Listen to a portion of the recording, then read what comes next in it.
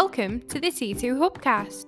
Join T2 and guests as they discuss all things personal and professional development. The T2 Hubcast, brought to you by the People Performance People.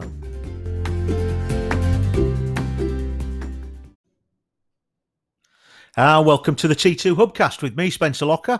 And me, Tracy Roberts. Hi, Trace. Happy New Year! Happy New Year! I was wondering, should I introduce the concept of, it's our first day back at work in the new year in 2023, or will that date what we're talking about? But I suppose it's just relevant, isn't it? Totally it's just relevant. The subject we're going to be talking about today is all about new starts, new beginnings. Absolutely. How we're going to structure it, how we're going to get the best out of it. Oh, there's all sorts of things going on.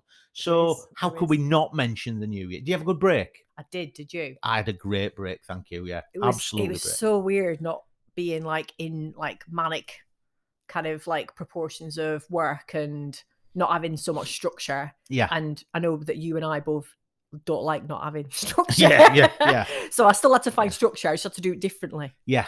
Yes, of course. Were you the same? Yeah, well, very much so. I just a little bit of downtime, but within the confines of a structure. Yeah. I suppose I missed my Warwickshire family. Warwickshire. Yes, yeah. So I did it with my Lincolnshire family, but I suppose I'll catch up with the other family a little bit another time.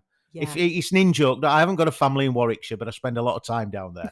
So my family in Lincolnshire. He loves them like a family. Yeah.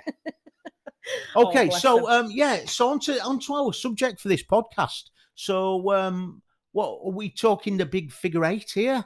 We're talking the big figure eight. All right, go on. Okay, because I just thought, with it being our first podcast back, let's just address the elephant in the room. Everybody at this time of year is thinking, right, how do I actually set myself up for success this year?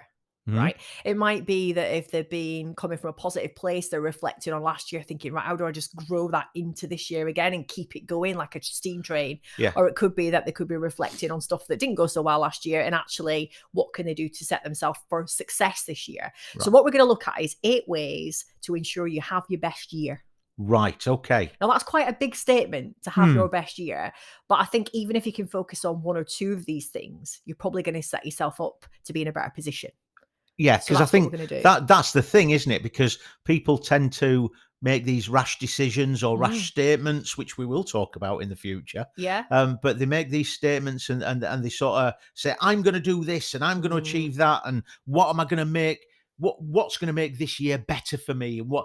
Yeah. But then we get to a point a couple of weeks, maybe a couple of months down the line, lose momentum, lose focus, lose commitment, all these. So what we're looking at really is 8 ways that's going to be able to maintain that momentum and get the results that we want. Yeah. And if you can follow through all 8 in some shape or form, you're definitely going to find more structure. Yeah. Probably going to set yourself up to be in a better place.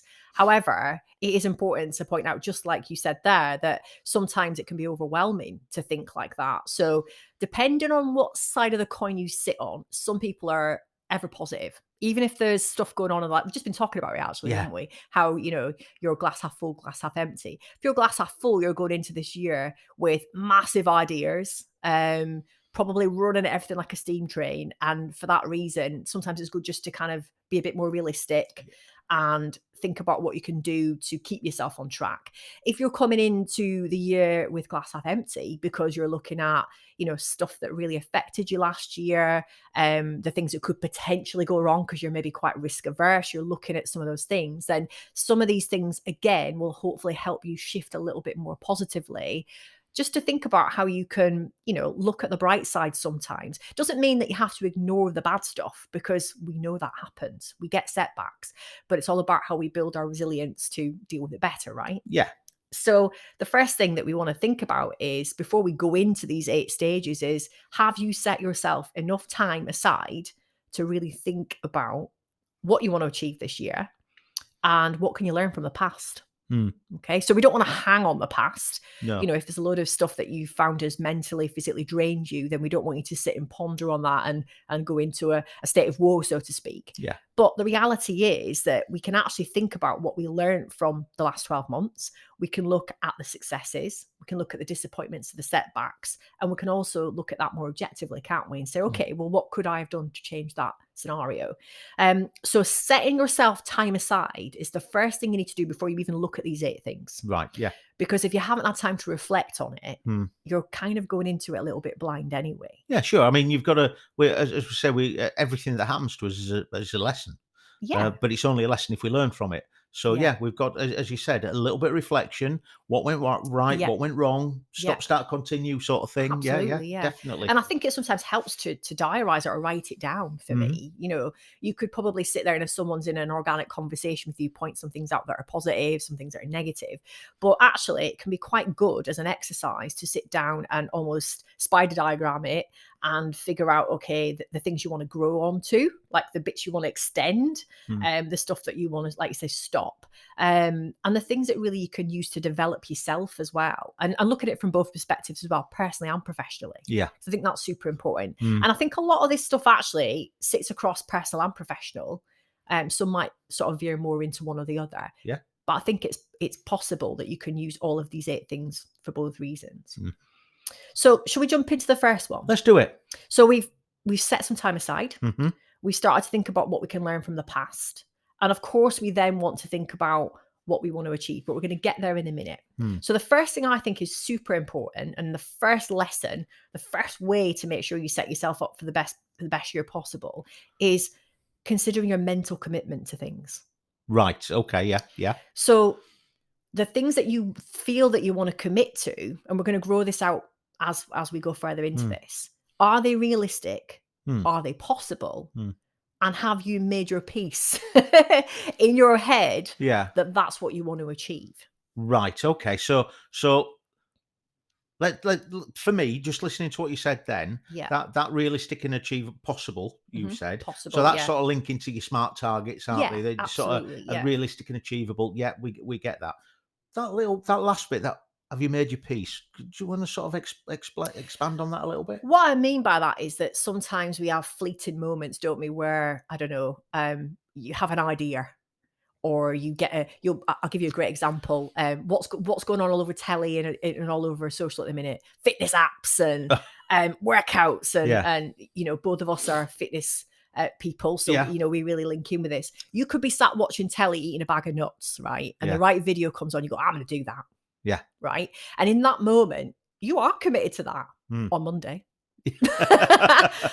What I mean by making my peace with it is because I've taken that time to think about it. I've put the time aside. I've learned from the past. Yeah. I've thought about what I really do want to achieve in this year and what's realistic and possible. And I'm basing that on previous experiences. I'm basing it on maybe another colleague, what they've achieved, things that we can see are realistic. And then I've accepted the fact that the work's going to have to go in there in some shape or form. I've made my peace with that. I've made my peace to say, I am going to commit to that. And all the stuff that's on the peripheral is going to wait. These are the things I'm going to focus on right now. Yeah. And if that is what is going on up there, and it isn't just a fleeting, I've slept on it and now I've woke up, I'm going to push that back a week or whatever it might be. I think if you wake up in the morning after you've done that reflection and it's still at the forefront of your mind, that is your mental commitment starting to be put in place. Okay. Would you agree? Yeah. Because it's tough, isn't it? Because you can just look at things in the moment sometimes and get a bit excited and think, I'm going to lose 10 stone in a day. Well, I think it works both ways, doesn't it? Because you get some people who in the moment, they'll commit to something that's unrealistic, as you said, 10 stone in a day. I'm gonna, and then, but you've also got the other one where people sort of, when you start talking about setting your bar too low, as in, right, okay, then so I'm gonna do something and nothing. Something that you're already close to. Yeah. Bit of a cop out. So it's not actually, a cop out when you can mentally commit to it because it's not really that much of a commitment. Yeah. I suppose it's a bit like we were just talking about dry January there, weren't we? Yeah. And how some people really feel like as part of their mental commitment, that's a big thing for them because during Christmas they enjoyed a tipple. They're very social. Yeah. So for them, that's a massive commitment. They've committed to it 100%. Some of us more than others in the office. There's a bit of a story there. And for some of us, it's like, well, I'm not going to do dry January because I don't drink that much anyway, which was certainly what I said. So as much as I think, you know, it's important to have goals and objectives, you've got to make sure they're right for you. And I think, what's that saying? If you can't stop thinking about it, then it's obviously really important to you. And that's what I think. So from a mental commitment perspective, are you there? Is it realistic and possible? And have you made your peace with it? Okay, cool. Okay, so the second thing, which sounds a little bit like I'm reverse engineering things, but I guess I am really, is can you celebrate the victories and give yourself credit before you start the new year? Right, okay. So part of that reflection piece to set you up in a good place is to look back at actually the stuff that you've done really well. So it might be the things that you've achieved at work. It might be personally, it might be socially. It could be any of those things. But the things that you feel you really made a difference with. So it could be a big target you hit, as an example, something that you did really well, or something that you added into the team, you know, the kind of the valuable aspect that you give to that team dynamics. And then thinking about the opportunities that might arise as a consequence of that. And also thinking about disappointments and the setbacks. Okay. So as well as being mentally committed to these outcomes, all of these things here are going to help put you in the right direction. Because if you can give yourself credit, that's going to hopefully boost your confidence levels and let you know, like, I guess, what valuable assets you can unload even more. If you think about the opportunities, and I'm going to call it opportunities because it's kind of a more friendly and soft word, then, you know, that again opens up the possibilities to set milestones and benchmarks for things. And we've got to look at disappointments and setbacks, because part of that is if something did go wrong or something you didn't hit a benchmark, being able to go back, not give yourself a hard time, but to go, why did that happen?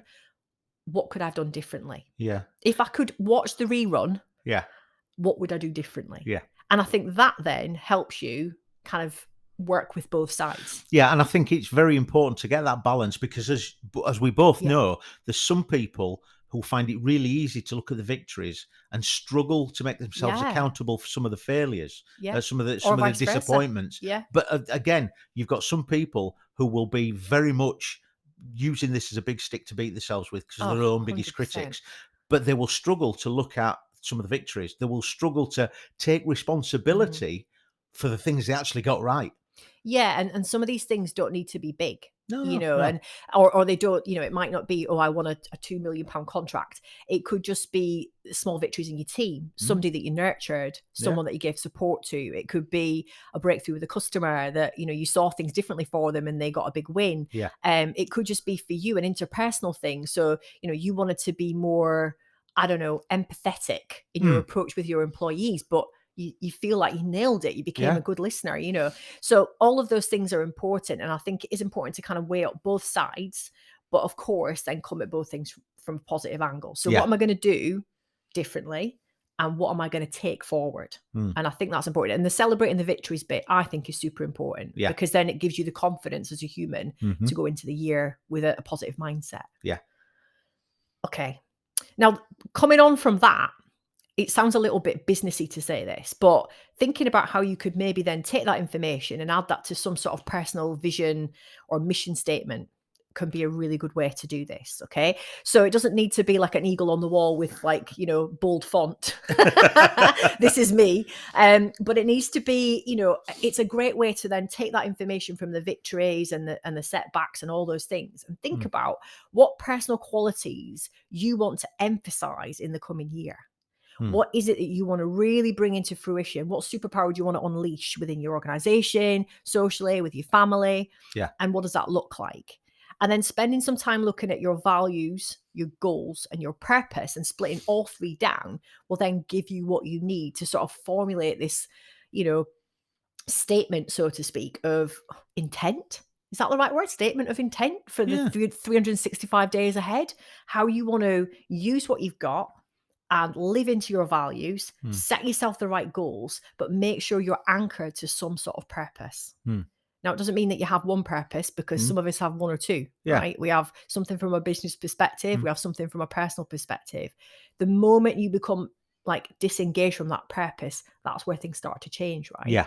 Yeah. So for me, really honing in on these 3 things and looking at your superpowers and then writing it down sometimes, even just that practice of writing that down makes a huge difference. Mm-hmm. Yeah. So it will help people really, think of the days where things do tend to go wrong. You can go back, flip to the front of that book that you've written it in and think, right, is anything that I'm doing today connected to these 3 things? No. Does it matter? No. Mm-hmm. Okay. Yeah. Am I going towards these things or am I going away from? Oh, I'm going away from those things. Right. How do I get back on track? Yes. So having that written down in your ink, in your blood, will help you stay engaged, I think. Yeah. I think it's a good thing to do. Well, I think again, when we start looking at this as a journey, a journey needs three things to you need a start point, a destination, and a route. Yeah. Don't you? Mm-hmm. So we know where the start point is. And the route will be dependent on the destination. But sometimes, as you said, the route gets changed. We get detoured. Sometimes network rail. Say no more. But sometimes we do need to remind ourselves what the destination is. We and do. As you said, if it's writ large, then sometimes we need to look at that and go, right, I need to refocus. I need to re-energize. So cool. Sometimes it just needs to be that it's down in ink and flip back to what it looks like. And it'll just remind you who the hell you are. Yeah. So the 4th I've written down is invest in yourself. Okay. So going into this next 12-month period, we tend to run at things, and we think, right, we need to get off to a good start, out of the blocks. And we'll go in and focus on the business perspective that we need to focus on.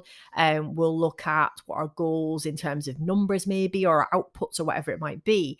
But you've got to remember that as well as doing that, if you don't stay relevant and up to date and you don't look after yourself, as an example, then things can fall by the wayside. So you've got to put time within that kind of journey to invest in yourself. So that's different for different people. It's, have you outlined someone that you see as a mentor that you might want to spend more time with? Okay. And do they know that they are your mentor? Don't stalk them. Go and actually ask them the question, can you be my mentor, or spend more time with them? Is there someone who's been coaching you, or that you think may be good at coaching you? Have you had external support? So people who come to us to do executive coaching are great examples of that. Sometimes we'll teach them skills. Sometimes we'll just listen. Sometimes we'll guide. But a lot of people feel that they really get the benefit from that conversation. Training, massively important. If you've got a budget, use it. And don't just keep it in line with your subject matters all the time. I know that sounds weird, but sometimes the stuff on the peripheral can actually really help you.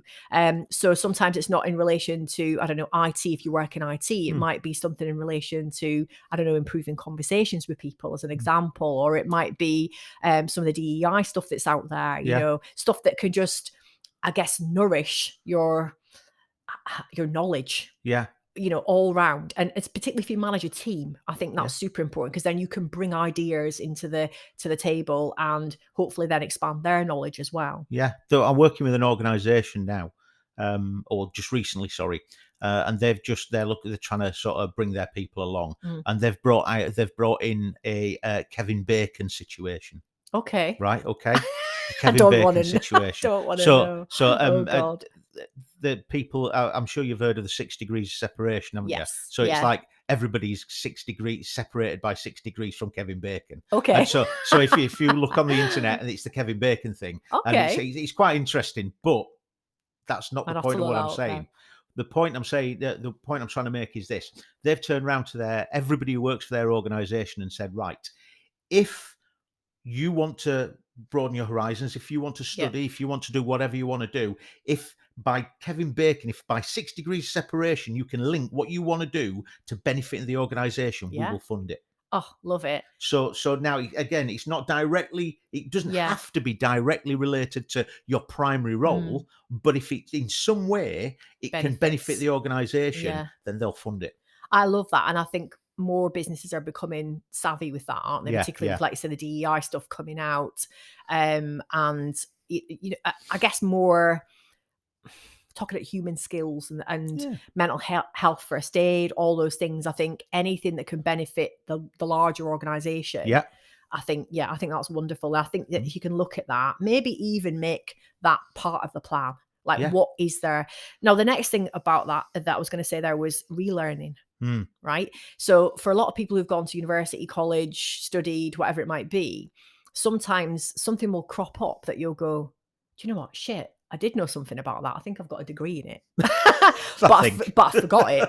And so many things that I find, you're probably the same, that we know a lot about that subject matter, but if you've not been teaching it consistently, you still have to go back and refresh. Yeah. Now, particularly with leaders, I think this is a bit of a sticky point. I think because we've done all this stuff before, quite often there's a little bit of a barrier there to go back and take yourself back to that subject, the seed where it was planted, and spend some time relearning. So relearning original stuff that can help the business or help yourself, but also relearning is part of that process, is actually relearning new stuff in a new way. What I mean is, the way I learned things is not the way that the Gen Zs or the millennials might have learned things. So they might be coming at the same subject matter in a different way. That's still relearning. And I think if you can put that into your diary somewhere, it goes alongside everything else, and it's complementary, and it makes sure that you're not left behind and you're talking the same language as everyone else, right? But you've got to invest in yourself, because as a leader, sometimes we have this kind of ability to go, well, I'm the leader now, I'm going to make sure you guys are all served. That's not going to do them any good, because you need to stay one step ahead. Yeah. Cool. Okay. So the next one. What number is this? We're on 5. We're on 5 now, right? Okay. Yeah. Dream big. Dream big. Yeah. Dream big. Dream huge. Okay. Now, what I don't mean is go off like a robber's dog, like we were saying at the beginning, and say, right, I'm going to be the next Elon Musk by next year. Okay. We're not saying that. What we're saying is a couple of questions. If you had a magic wand, where would you be in 12 months? Ooh. Yeah. If you wanted to feel fully fulfilled this time next year, what would be good for you? Right. Yeah. What would be acceptable? Yeah. Okay. What skills would you need to achieve that? Yeah. So that probably links back into 4. What difference can you make to the world? I love that question. And how can I make myself proud? I think if you ask those questions, it might even link in with that personal mission statement, Yeah. And then from there, you can then ascertain what that goals are going to look like. Obviously, going back to the beginning, are they going to be realistic and possible? But then you can think about the breakdown of that. Okay. Where are the milestones? Where are the waypoints zigzagging across sometimes, because that's going to happen. Okay. And can you consider at that point your setback responses? Okay. Because the reality is, we're not going to go, oh, well, in case I fail. But the reality is, if you're going to dream big and set yourself up for success, you're still going to have to consider how you might deal with a setback. Yeah. So go big, but then break it down. Yeah. And then the other thing to think about there is how you remain accountable. Okay. So that could be peer feedback, peer-to-peer feedback. It could be a coach that you work with, reviews that you have with your team. Yeah. And also how you personally stay accountable. Some people like to reward themselves with certain things, I'm going to purchase this if I achieve this, or I'm going to give myself a day off here if I achieve that, whatever it might be. Accountability falls in line with dreaming big. Yeah. Or else you're going to fall off the wagon, right? Yeah. How would you keep yourself accountable, Spence? How do I keep myself accountable? Yeah.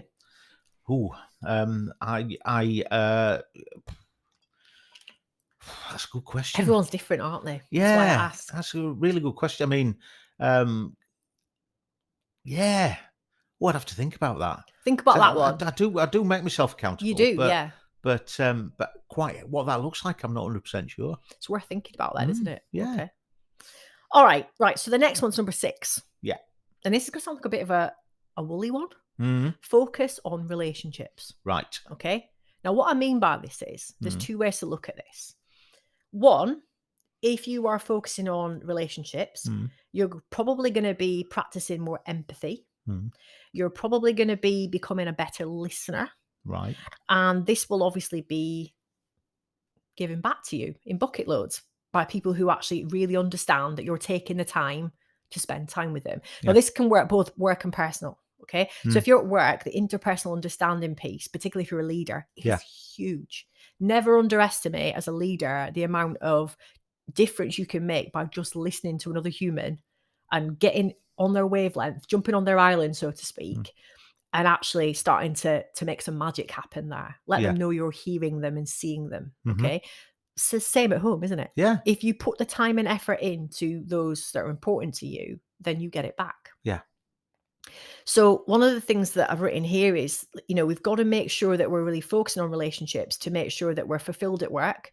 We're getting support at work as well, because obviously the higher interpersonal relations are going on in the business, then the more support there is available. Yeah. Obviously, it goes without saying. And then from the other side of things, it's focusing on your friends and your family and the people that are external to you, because if you want to achieve great things at work, you've got to have a support network somewhere. Yeah. And if they understand what's going on for you from a work's perspective as well, then obviously they're gonna give you all the support you need to get you through that next 12 months. Yeah. So really thinking about how you can diarize that as well. All right, number 7. Yeah. One for me and you. Move daily. Daily. Yeah. And this is different for everybody. Okay. Yeah. For me and you, it's a workout. We've got to go and have a workout. It releases all the good feelings, makes us feel great when we come to work. We're probably a little bit too high maintenance, actually, because we're so excited when we come to work. But for us, it's dead important, isn't it? And a lot of that comes from our military backgrounds. It was drilled into us from a very early age, wasn't it, to do that? For some people, it's walking to work. For some people, it's taking time at lunchtime to just go out and get some fresh air. For others, it's to mobilize, to do yoga, to do mindfulness. But as I said, for a lot of people, moving well, exercising in some shape or form, and just maybe balancing out that eating as well, and making sure that you're eating the right things. Now, I'm not here to tell you not to eat shite, by the way, because we all eat shite, don't we? But we all know, let's be honest, if we're going to write this down, if we eat the right things, we feel better. Yeah. So what can you do? 80-20 rule. That's what I always say. 80% of the time, eat really, really well. Make sure you set yourself up for success. Food diary, bring food to work, whatever it takes. Move, diarize it. I do not cancel my workouts because I diarize them. They're in my diary. I get out of bed at that time and I go to the gym. And if I don't achieve that, I'm really pissed off. Yes. So I set myself up thinking that's my priority. Yeah. For me, health is my priority. Yeah. Yeah. Say? Yeah, certainly. And for anybody listening to this who might sort of think, well, I haven't got time. I haven't got time. It doesn't. Bearing in mind when we're talking about exercising or moving daily, we're not saying you've got to go out and we've got to run a marathon every week. No. We're saying you just got to move, because it might be the littlest thing. It might be taking the stairs rather than taking the lift. Might, yeah. It might be the littlest thing, but the thing is, you're doing more than you did. Exactly. You're still doing more than people on the sofa. When we're talking about the amount of times where you're sort of waking up in the morning, you're thinking, I can't be bothered, or it's too cold, or it's too wet, bearing in mind that you don't have to do everything outside. No. But you just do something. And find a time that's good. Yeah, because that's an achievement. Yeah. And when that achievement happens, then we start getting the nice brain chemicals, and then we realize how good we feel. And then, you know what, it's a little bit easier next time. Yeah. Then you feel lighter on your feet. You feel full of energy. You start to notice the little things. So move. Yeah. And the last one, cancel the hustle culture. Oh. Oh. We're going from move daily to cancelling the hustle culture. What I'm saying there is program a rest day. Yeah. Every single week. Yeah. And that's not just from a physical aspect, but from work in general. Because this is going to reduce your chances of stress and burnout. Okay. Too many people go back to work, don't set boundaries, don't allow time to create thinking space. So they're just running at things, missing things on the peripheral, and thinking that being busy is the right way to be. But the fact is, you need to have space to generate ideas, breathe, be better as a human, but also being social is healthy. Yeah. Okay. And mental health is your key to success. Yes. So set boundaries. Yeah. And don't fall into bad habits of working 7 days or 12 hours a day or whatever it might be. Yeah. Use that extra couple of hours at the end of the day to go for a walk, go to the gym, go punch the shit out of the punch bag at the gym, or go do a class, whatever it might take. But, taking these 8 things, even if 1 or 2 of those things jump out to you right now, it will make a difference in this year. If you can transfer all 8 of those things across in some shape or form to your life, I definitely think this next 365 days are going to be good for you. Awesome. That is, I tell you what, let's make a commitment now. Let's reapproach some of these on bite size. Oh yeah. Or do some entire podcasts on all of them. 100%. Let's do that. Excellent. Thanks, Tracy. You're so really welcome. Appreciate that. Good to see you again. You too. And we'll be back for another Hubcast very, very shortly. Thanks, Trace. See you. See you. Bye.